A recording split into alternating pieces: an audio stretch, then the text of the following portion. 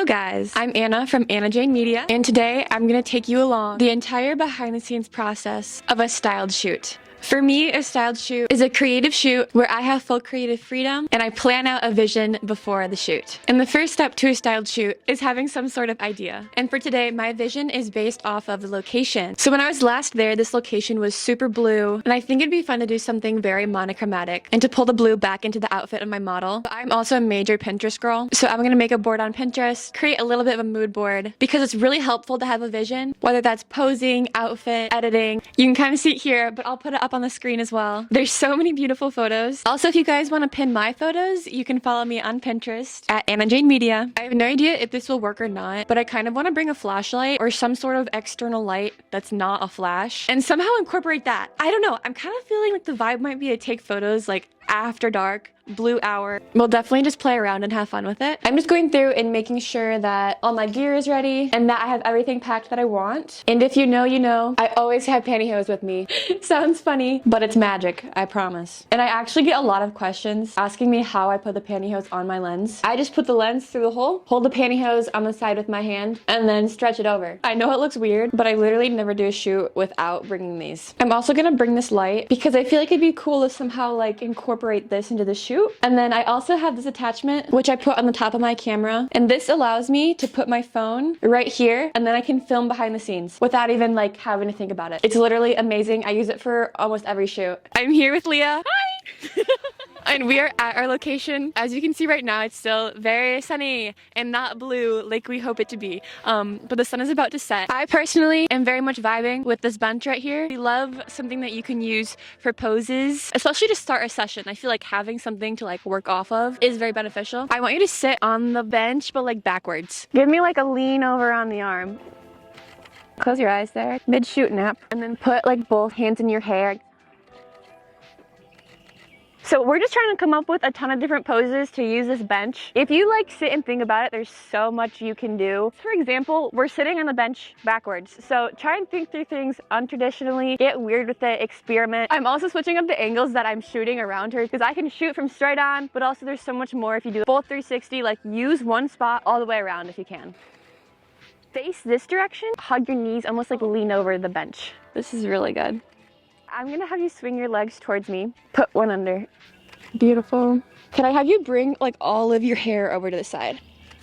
This water and sky looks beautiful, so we're gonna utilize that before it gets totally dark. So I want like hands over the head, hands on face, messy hair, and give me mood. So I'm thinking moody girl sitting like slumped down by the rock. I have become the rock. She is the rock. Yeah. Give me like a stretch towards the shoes. So I'm having Leah sit over the paint on the rock. Cover up things you don't want in photos while you take the photos so you don't have to edit it out later. You will love yourself if you do that. Look out that way.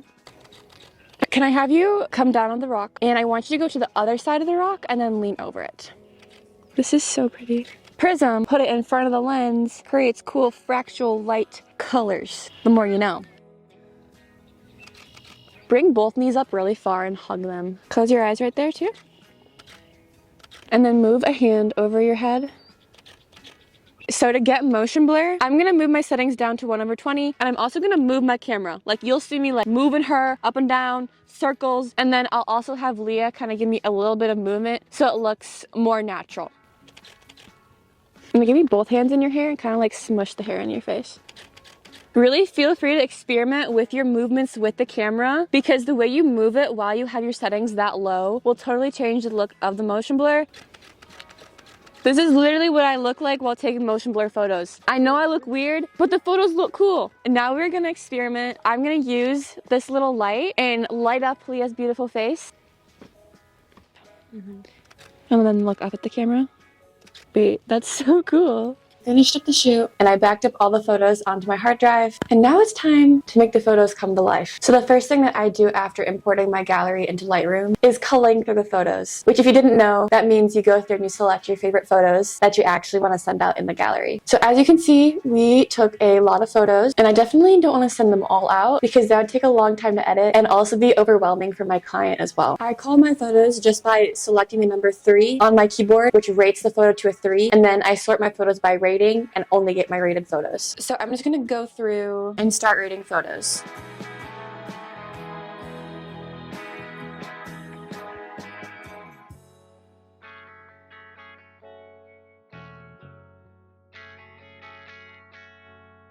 I made it through all the photos, but now we have the fun part, which is the editing. As you can see over to the left here, I have a ton of presets that I have made over time. I usually start just by scrolling over my presets, seeing what I like on the photo. So I might just start with my natural filmy preset as a base. So the first thing I'm going to do is bring my dehaze up, because that kind of brings back in all of the depth that I took out when putting pantyhose over the lens. And from here, I just play around. This lighting was just so interesting because, as you can see, the sun was still on her face, making her face look super warm, but the background is pretty cool. Throughout my entire editing process, I'm always hitting the slash bar, which is the command to show the before and then the after.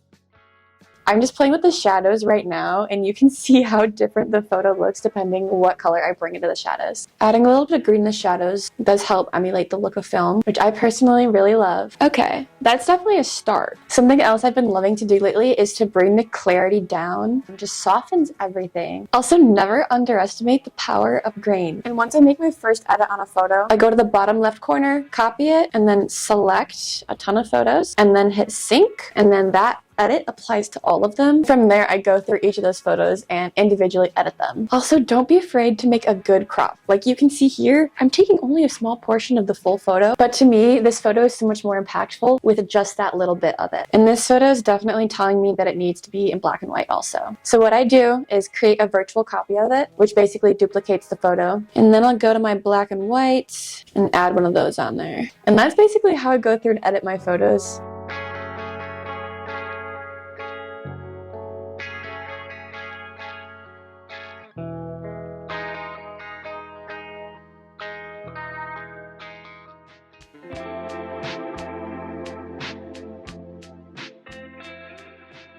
One of my favorite trends that I've been seeing lately are the tilted photos. I understand where some people wouldn't understand it. It used to be a big rule of photography was to straighten your horizons every time, but sometimes it's fun to take a photo, just add a little tilt to it.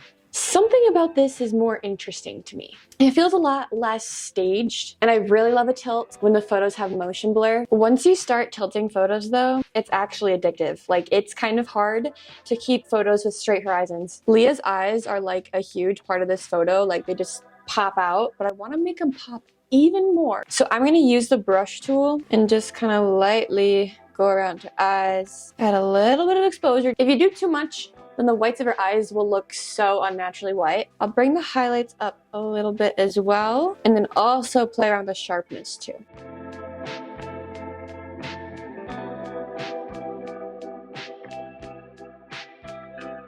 I know this is such a weird tilt, but I love it, and I'm sorry if you don't.